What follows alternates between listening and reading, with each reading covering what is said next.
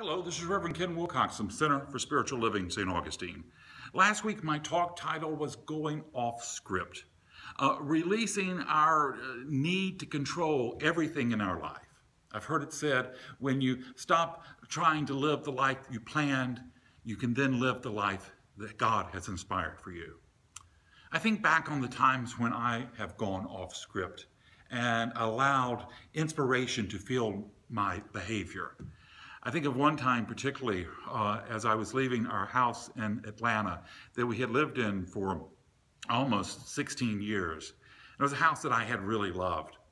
That night I had been dog sitting with a friend, and it was a big German Shepherd named Buddy. And Buddy was just a real sweetheart, but unfortunately our little 10-pound Pickapoo decided to terrorize poor Buddy. So to get them to interact better, I was going to take them for a walk. It was kind of late at night, almost around 12 o'clock. A fog had settled in Atlanta, and I wasn't expecting to see anyone on the road. So I got down the end of our driveway. It was a hill, and I started up, and from the top of the hill with the road, I saw a lone figure coming down.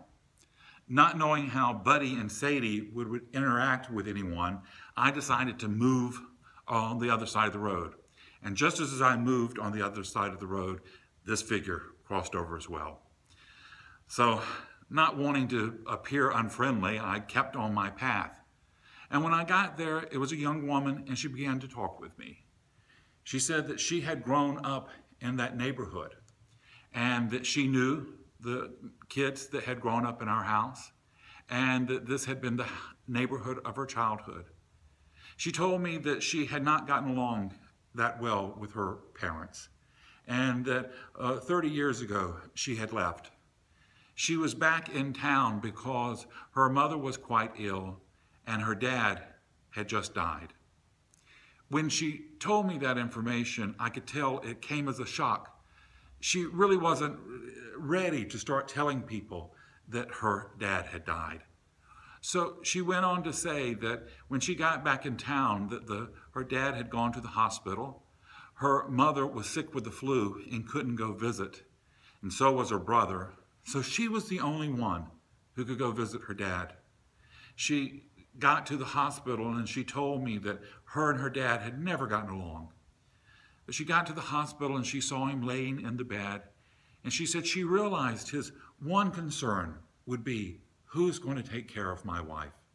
They had been together for over 50 years. And she said the only thing she could think of was the Bob Marley song, Everything is Going to Be All Right.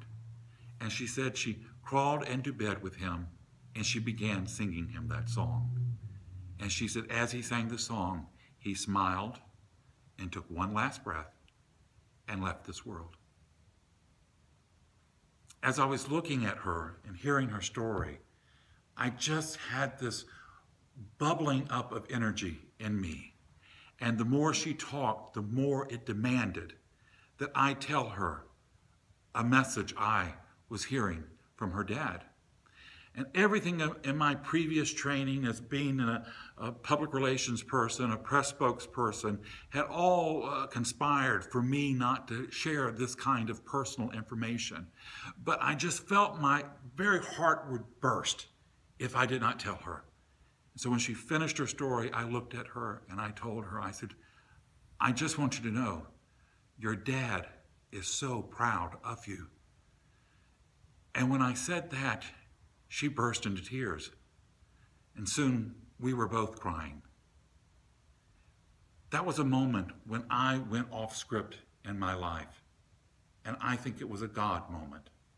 I think any time we listen to that spirit within us, encouraging us to be more compassionate, to be more supportive, to be more loving, we are actually stepping in our power, even though we will have to overcome that moment of being uncomfortable.